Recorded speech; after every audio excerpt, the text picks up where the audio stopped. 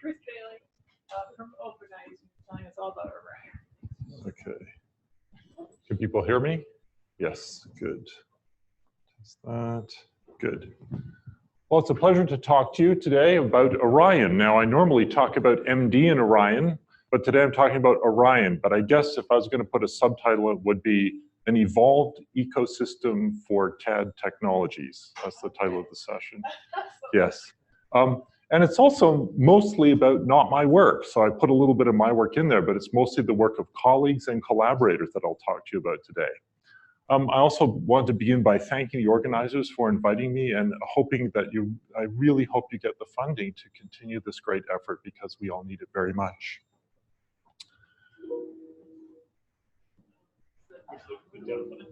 Oh, right. Oh, tricky. Yes. So Orion is a serverless cloud platform for computer-aided drug design. Now, what does serverless mean? Got this from Wikipedia. Serverless computing is referring to a cloud computing execution model, which the cloud provider runs the server. The cloud is actually running everything in Orion. Nothing is local. So in my talk today, I want to talk to you about how we're bringing the advances of cloud computing to drug discovery. I'll be talking about things I rarely talk about: elastic parallelism, fault tolerance, which is big for me, and having the software-defined infrastructure. But really, I want to begin by talking about what I use and what I program for, and what you would see if you use Orion. You'd see the flow-based programming. And the idea of flow-based programming, as modeled by this cartoon of a assembly line for making tortilla chips, is that we've got independent units of work along the assembly line, and these we call cubes, and data flows through these cubes. And how do we have data flowing through the cubes? I'll explain in a few moments. And each of these independent units of work, these components, are assembled together for a specific task, and that is in something called a flow. So we put it OE for OpenEye. It's not a misspelling. This is intentional. And then what we're trying to do is get the inherent parallelism and the reusable components. It's unfortunate that the formatting here, I think, went off a little bit. Yeah, I'm not sure whether we should try and redeem it at this point. It reformatted all the slides, so it runs over multiple lines. They go off the end of the screen.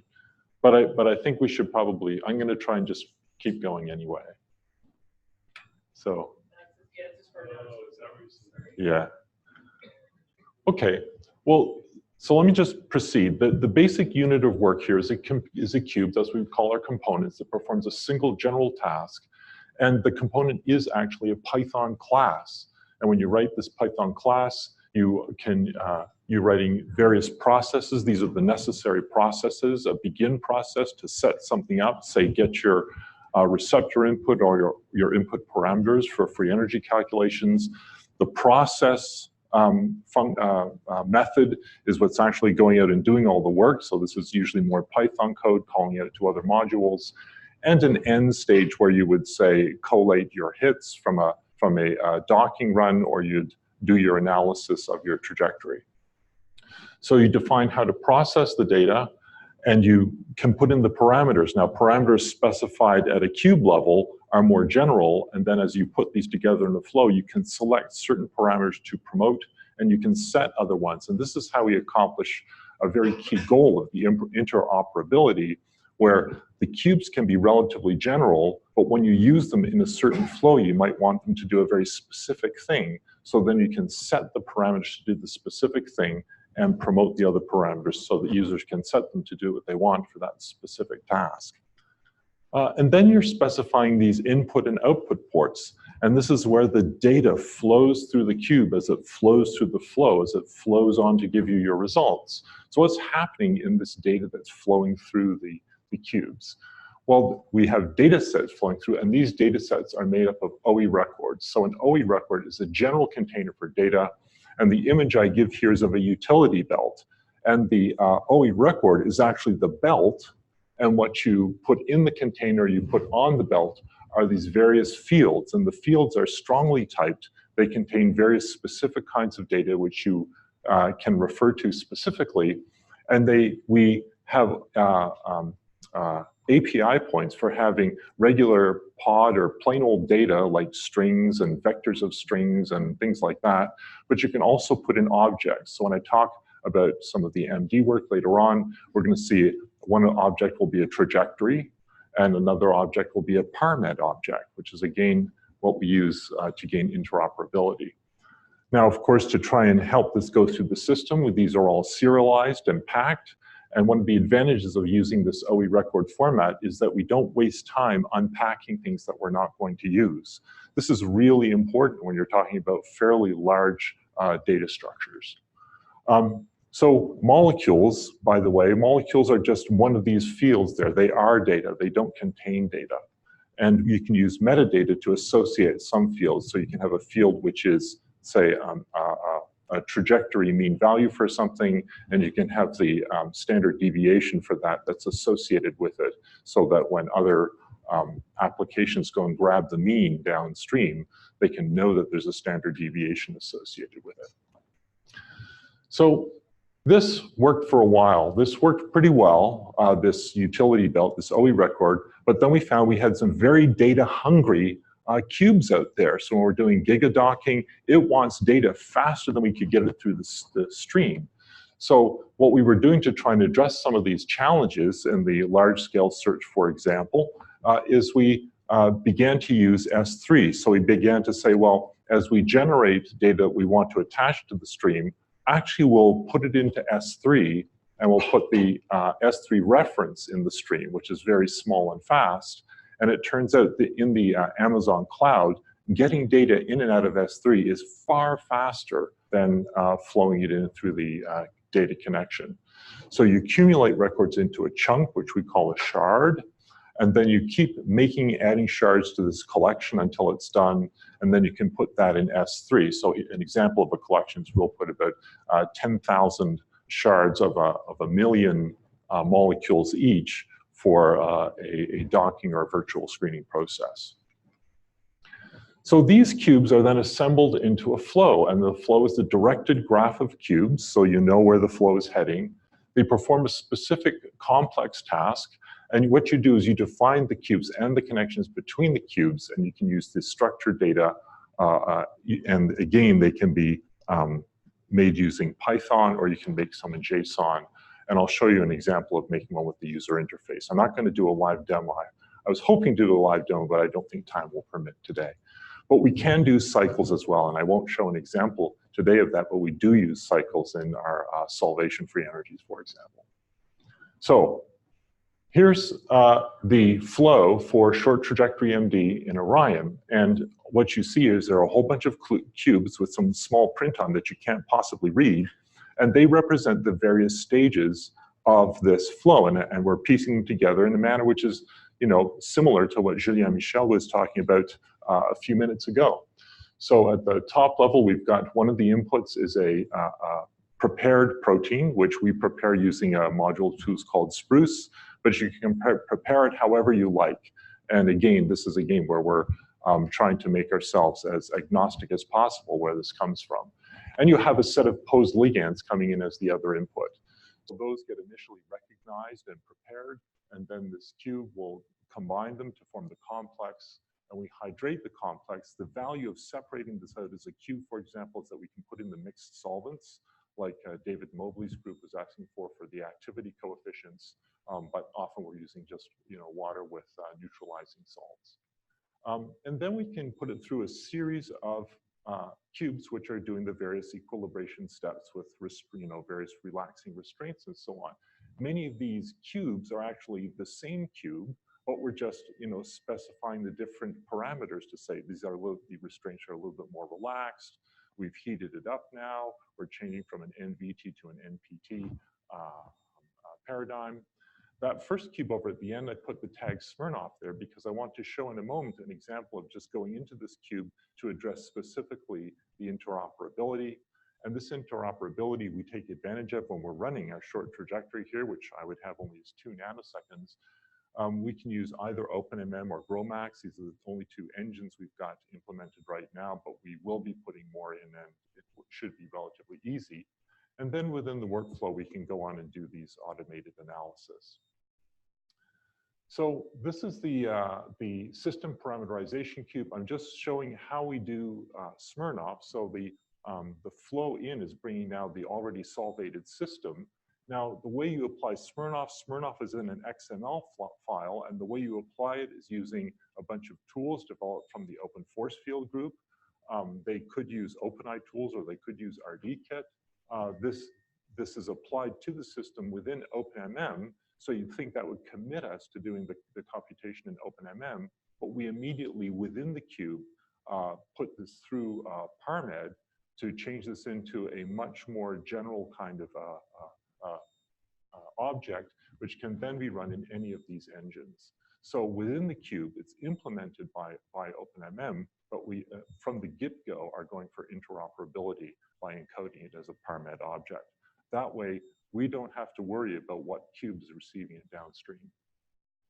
So when I run this flow, and I'm running it on the MCL1 dataset from the Schrodinger FEP paper in 2015. So 42 ligands. So I ran this last night, and I just want to show you. So it is too tiny to see, but in fact, it cost $10.68 to run the 42 ligands. And what we have up here are tiles, which are live links, which will go through to a HTML page of a trajectory analysis, which I'll show you in a few minutes. But there, what you have on there is the computed B factors, because the purpose of this flow is to try and test a pose to see if you think it's good. And one of the key elements is, how much is the ligand moving around in the active site, and you can just see that at the top level. And underneath there, again, impossible to read here, is the ensemble MMPBSA score from the trajectory. So let me just see. So in the Analyze page, so I'm moving over to a different tab in Orion. So within Orion, you can see the data set depicted here with the size of the circle is proportional to the standard deviation. And I can highlight one point, I can choose a point, and it shows me the structure. So the MCL1 data set actually here had an R squared of 0.35, so that's not too bad for MMPBSA. And you can see in the 3D window, this is live, and you can rotate the structure and everything. You can see the ensemble average in gray superimposed on top of the parent pose in kind of that copper color. And you've got a spreadsheet of the relevant numbers. If you click on this link right here, this little square here, then that will take you to the linked HTML page with the analysis showing the interactions. This is an interactive SVG. Really looks much nicer when I can do it in a live demo. And so we also have the sort of interactions being shown there in the context of the B factor, the calculated B factors. So up until now, I've been showing you cubes and flows and how we put them together to run a task. But I want to show now in Orion itself how we actually deploy it. So, Gaetano and me and my group, we've, developed these cubes and flows to run MD. We make this package. We upload this to Orion, and Orion now, so we're in the cloud already, is unpacking the package. It can go and get the various other packages we use, like OpenMM or RDKit or the open force field tools or Sci4 if we're going to do that. And it makes these into a Docker instance. The other thing that Orion has to be clever enough to do is recognize that if we're going to run GPU codes, it's got to actually go and get the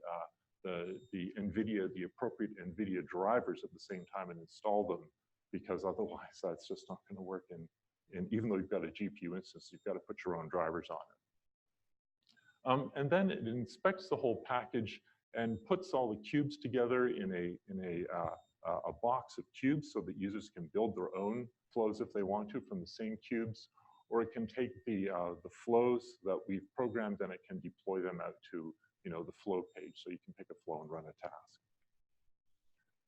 So here's an example of loading a flow. So we're going and getting searching for similarity cubes. We found a similarity cube. We're putting it into the space. Now we're going to try and see what we can get for molecular weight.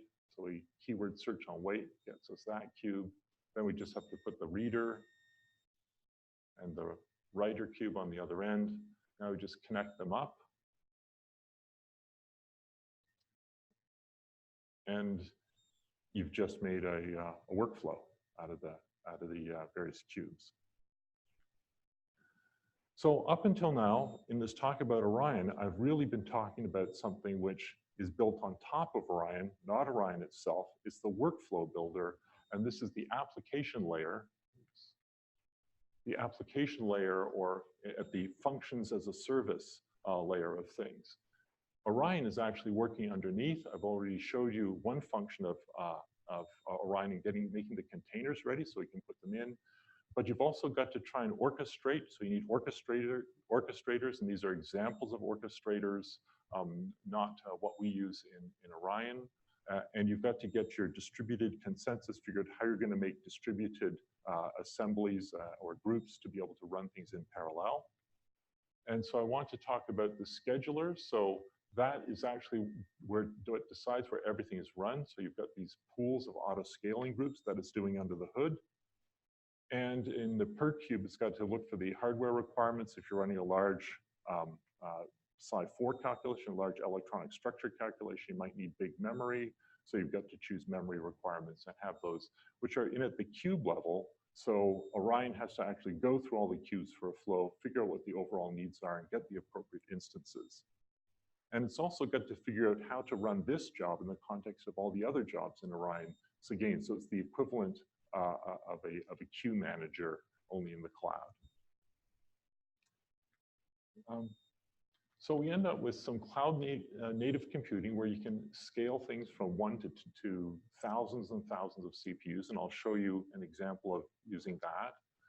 We've got to have this elasticity so it can adjust to variable levels of work growing and shrinking inside its environment. And the thing that means the most to me is the fault tolerance. So the Jenga pile is Orion, that guy's AWS on a bad day, and that guy is me. Because I was just so amazed that I did not have to shepherd these things or fix up stuff. And I'm going to show you an example of that too. This is perhaps the single part of this whole fancy machine that I love the most. How am I doing? Okay.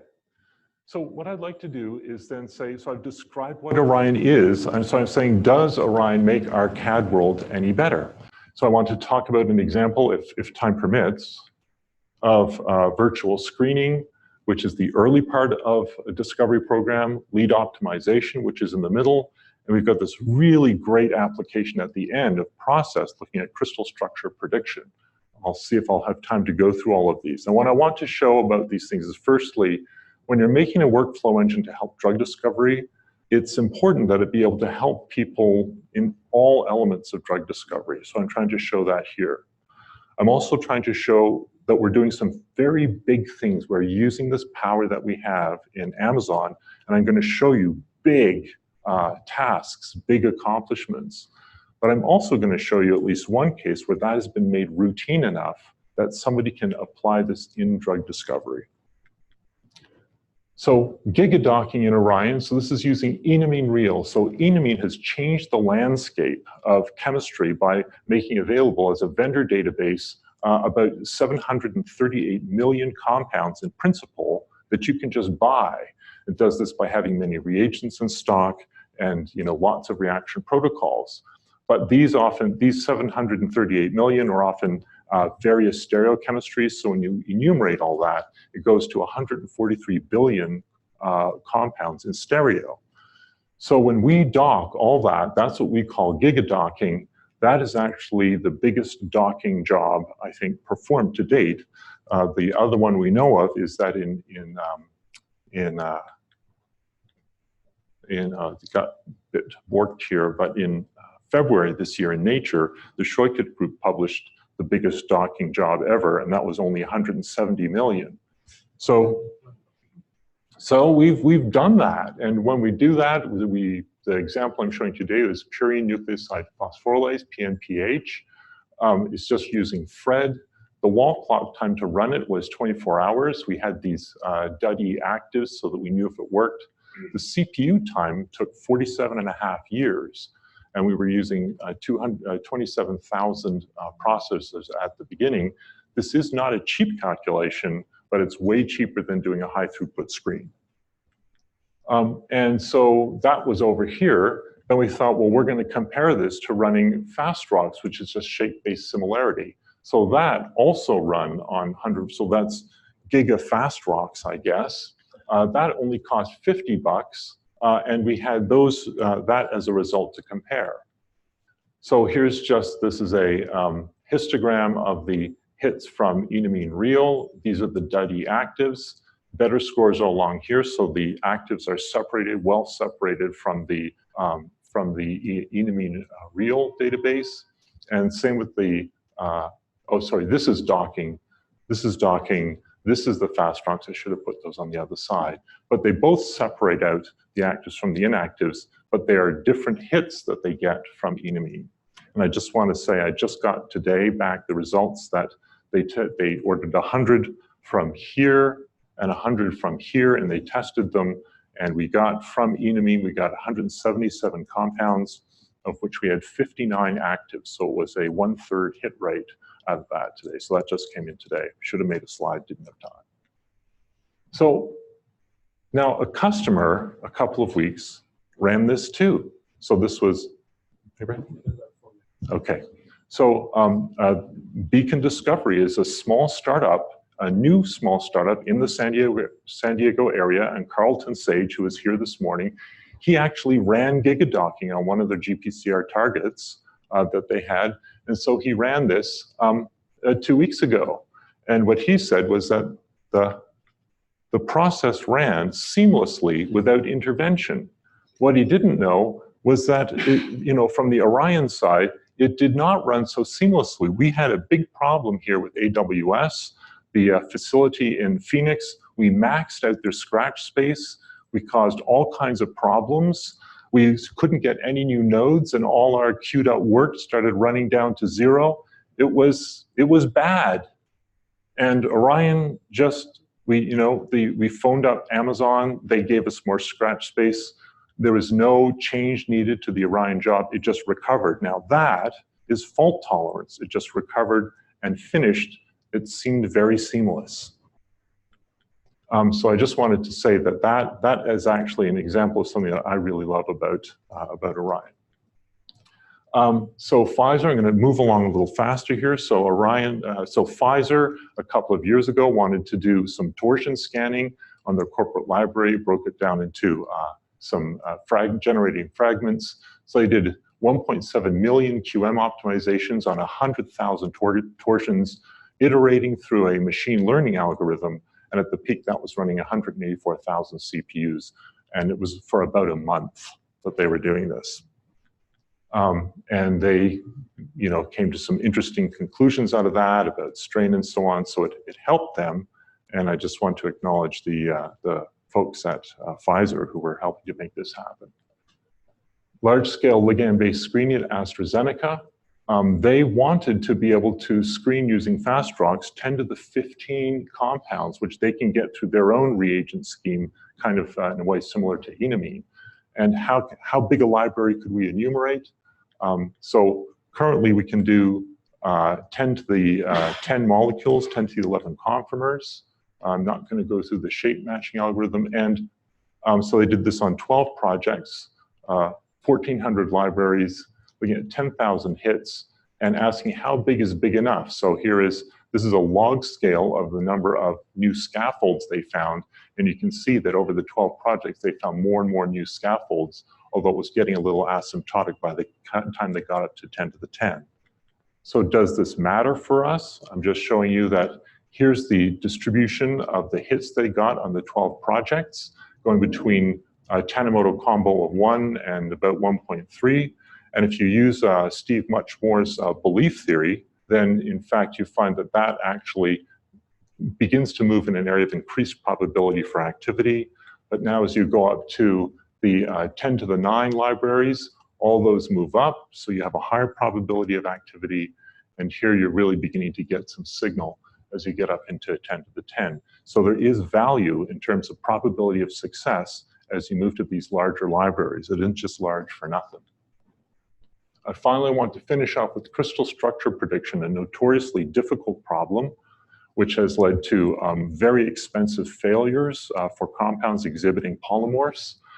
So here you can start out with a 2D structure. You've got to generate conformers. So you've got the configuration space of conformers. You've got to actually pack these into crystal forms. So you've got as many different versions of the 6 degrees of freedom of docking as you have monomers in your unit cell. And then you've got to rank those and minimize them. And then really there's been no alternative yet found to running QM calculations on all the distinguished candidates. In the CSP predictions, these calculations to finish this process takes months. So we have got a way of doing that here very recently, since April, to do this much more quickly. GSK gave us a blind prediction challenge. This was the molecule. It had 4 rotatable bonds. And after 200 conformers, 4 million packings, IFF is a force field with some more elaborate electrostatics terms. Scoring, we actually did those. We re-optimized those with long-range interactions calculated by IEFF and DFT for short-range interactions, and rescored it and gave the best candidate to GSK, saying, how did we do? And overall, that took 7 CPU years, but it was 22 hours wall clock time, less than a day. And we nailed it. So they gave us a second blind test, blind challenge, which I can't talk about because we haven't got permission yet, but we hit that one with our first try as well. So I want to show, we've got this serverless cloud platform for CAD called Orion. We build workflows from these cube components. You can use pre-existing flows that other people have made. You can build your own flows from cubes, or you can write your own cubes, and you can use third-party software. We're very agnostic about that. The cloud power is made easy, the scalability, elasticity, and fault tolerance, and we can do a lot now, but we've only just begun. We've only had all this up and going for 6 months. So I want to thank you. I want to thank my OpenEye colleagues, because almost everything that I've shown you today was done by other people. I want to thank our academic collaborators, the Codera Lab and the Mobley Lab, who have helped us implement our MD and FEP-related work into Orion, and our clients whose work I showed today. Thank you all.